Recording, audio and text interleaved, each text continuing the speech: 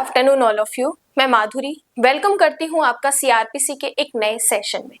इससे पहले मैंने आपको सीआरपीसी 125 के बारे में कंप्लीट इंफॉर्मेशन दी थी। सारे सबसेक्शंस मैंने आपको डिटेल से बताए थे कि भरण पोषण लेने के लिए कौन कौन हकदार है, जिसमें मैंने आपको बताया था एक वाइफ, एक बच्चे, चाहे वह माइनर है या जो मेजर हो चुके हैं लेकिन अपना मेंटेनेंस करने में कैपेबल नहीं है, वो भी अपने फादर से, अपने पेरेंट्स से भरण पोषण ले सकता है, या माता पिता भी अपने बेटे से भरण पोषण ले सकता है। इवन मैंने आपको केस लॉज के माध्यम से ये भी बताया था कि एक बेटी जिसके पास पर्याप्त साधन है वो भी अपने माता पिता का भरण पोषण करने के लिए लायबल है।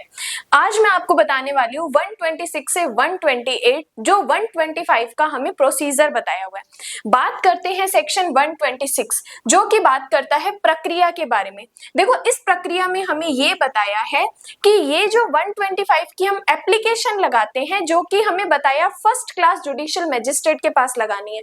तो ये जो फर्स्ट क्लास जुडिशियल मजिस्ट्रेट है, ये किस जगह पे हम एप्लीकेशन लगाएंगे? तो सबसेक्शन 1 में हमें ये कहा कि 125 की जो एप्लीकेशन है, जो आवेदन है, वह कहाँ लगाया जाएगा, वह कहाँ लगाई जाएगी।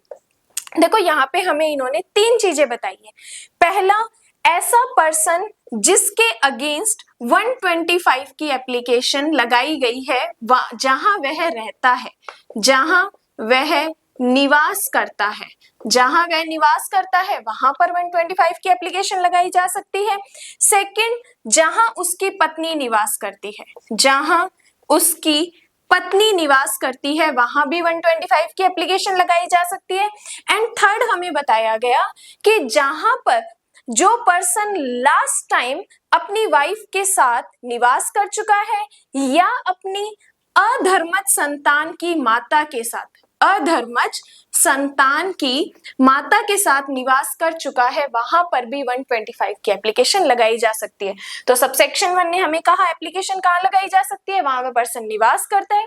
सेकंड, जहां उसकी पत्नी रिजाइड करती है। एंड थर्ड, जहां उसकी अधर्मज संतान की माता के साथ उसने अंतिम बार निवास किया है, वहां पर 125 की एप्लीकेशन लगाई जा सकती है। देन बात करते हैं सबसेक्शन 2। सबसेक्शन 2 में हमें कहा कि जो एविडेंस लिए जाएंगे सेक्शन 125 में, वो एविडेंस कैसे लिए जाएंगे, उसका लेने का मैनर क्या होगा, उसकी रीति क्या होगी। देखो, सबसे पहले हमें कहा कि ये जो 125 की कार्यवाही में जितने भी साक्ष्य होंगे वह उस पर्सन की उपस्थिति में लिए जाएंगे। किस पर्सन की? जिसके अगेंस्ट 125 का आवेदन किया गया है, उस व्यक्ति की उपस्थिति में लिए जाएंगे। तो जो भी 125 के लिए एविडेंस लेने हैं वो उस पर्सन की अपीयरेंस में लिए जाएंगे।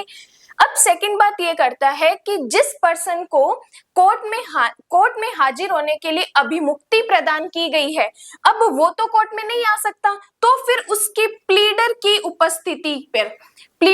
उपस्थिति पर भी वो सारे एविडेंस लिए जाएंगे। तो कहने का मतलब, एविडेंस 125 के जिस पर्सन के अगेंस्ट एप्लीकेशन लगाई गई है उसकी अपीयरेंस में लिए जाएंगे। अगर इस पर्सन को अपीयर होने के लिए छूट दी गई है, अभिमुक्ति दी गई है, तो इसकी प्लीडर की उपस्थिति में भी सारे एविडेंस लिए जा सकते हैं। सबसेक्शन 2 में एक और बात बताई गई है कि ये जो एविडेंस लेंगे इसका मैनर क्या होगा, किस रीति से ये एविडेंस लिए जाएंगे। तो इन्होंने कहा जैसे सम्मन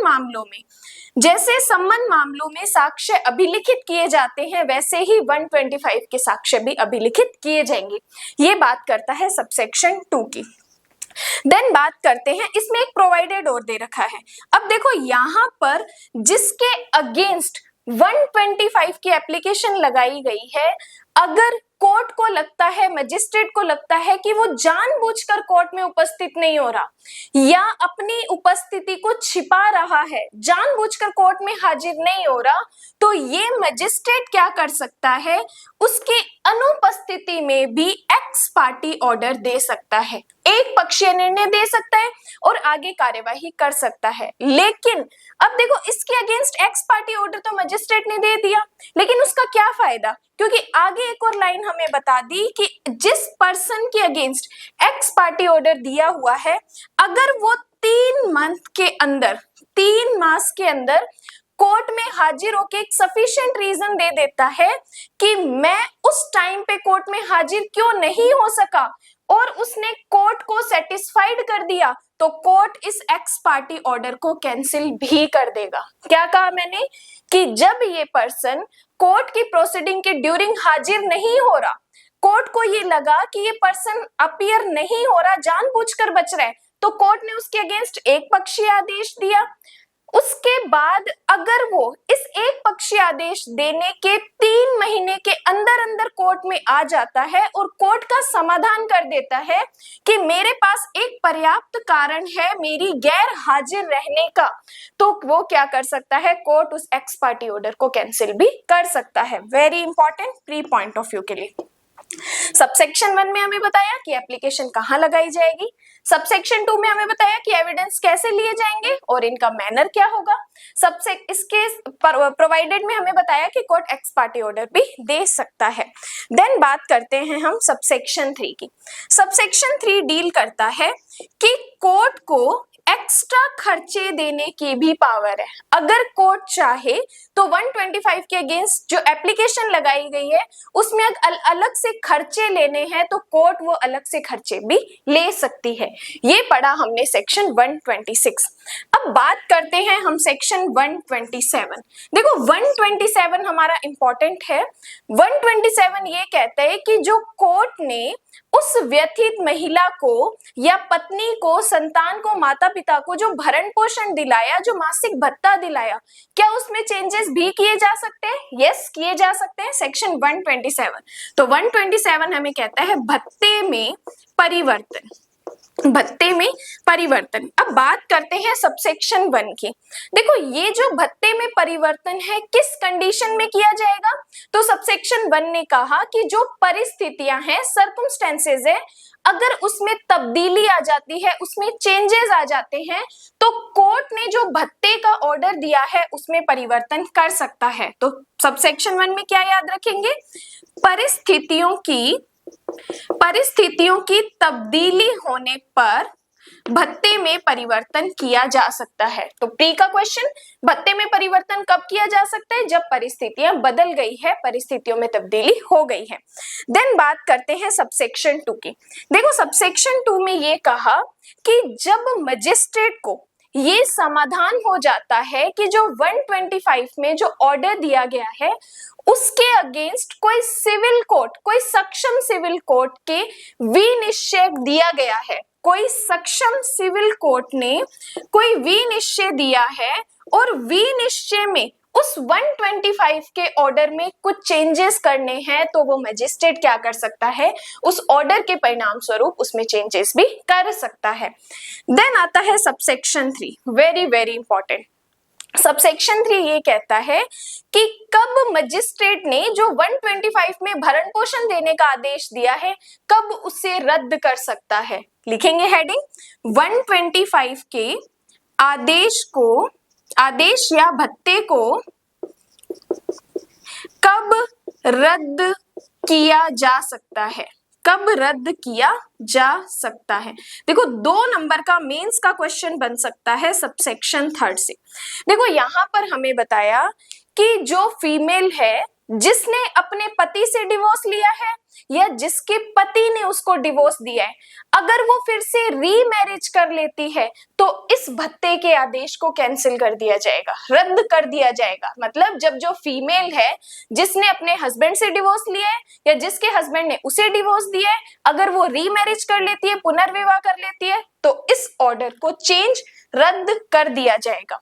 सेकंड बात करते हैं कि जो फीमेल है जिसने 125 की एप्लीकेशन लगाई है, अगर उसने आदेश आने से पहले ही अपने पति से वो धनराशि प्राप्त कर ली है, क्या कहा मैंने सबसेक्शन 2 में, आदेश आने से पूर्व, आदेश होने से पूर्व अगर उसने अपने पति से पहले ही पूरी धनराशि प्राप्त कर ली है, तो कोर्ट ने अगर 125 का कोई ऑर्डर दिया है तो कोर्ट उस ऑर्डर को रद्द भी कर सकता है।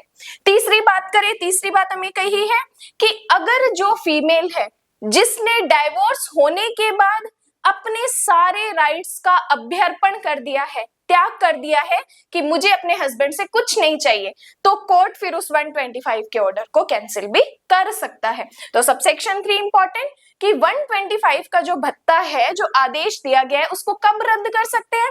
पहला, जब वाइफ ने डाइवोर्स के बाद रीमैरिज कर ली। सेकंड, जब ऑर्डर आने से पहले ही उसने पूरी धनराशि अपने पति से प्राप्त कर ली। एंड तीसरी, जब पत्नी ने स्वयं ही अपने अधिकारों का त्याग कर दिया है, अभ्यर्पण कर दिया है, तो कोर्ट 125 के ऑर्डर को कैंसिल कर देगा। नेक्स्ट बात करते हैं सबसेक्शन 4 की। सबसेक्शन 4 ये कहता है कि जब 125 की एप्लीकेशन सिविल कोर्ट में भी लगाई और क्रिमिनल कोर्ट में भी लगाई, तो जो सिविल और क्रिमिनल कोर्ट का जो ऑर्डर आएगा वो दोनों को मिला के मर्ज करके उस फीमेल को दिया जाएगा। एग्जाम्पल, मान लो सिविल कोर्ट ने एक वाइफ को 5000 पर मंथ मेंटेनेंस के लिए कहा, क्रिमिनल कोर्ट ने भी कहा कि 5000 पर मंथ इसको मेंटेनेंस दिया जाए, तो अब क्या ये 5000 मिला के 10000 दिया जाएगा? नहीं, इन दोनों राशियों को मर्ज करके न्यायालय उस फीमेल को भत्ता दिलाएगी। अब चाहे कोर्ट की डिस्क्रिशन पावर है 7000 दे, 8000 दे, कहने का मतलब पूरा उसको 10000 नहीं देगी। तो सबसेक्शन 4 ने यही कहा, सिविल और क्रिमिनल दोनों कोर्ट्स में अगर एप्लीकेशन लगाते हो, जो ऑर्डर आएगा उसको मर्ज करके दिया जाएगा। देन बात करते हैं सेक्शन 128 की। बात करते हैं सेक्शन 128 की।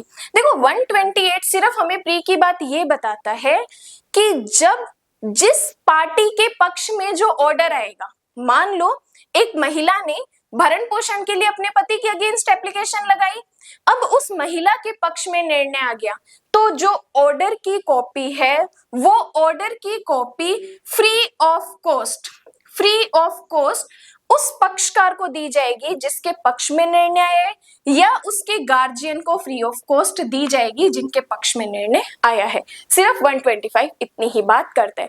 तो ये 125 का पूरा प्रोसीजर 126 से लेके 128 तक पढ़ते हैं। पूरा एक 125 से लेके 128 तक पूरा एक मेंस का क्वेश्चन बनता है 12 से 15 नंबर का। इससे पहले मैंने आपको 125 क्लियर किया था, आज हमने सेकंड पार्ट में इसका प्रोसीजर पढ़ा है। अगर वीडियो हेल्पफुल लगी हो तो अपने फ्रेंड्स के साथ शेयर कीजिए, सब्सक्राइब कीजिए, लाइक कीजिए। Thank you so much.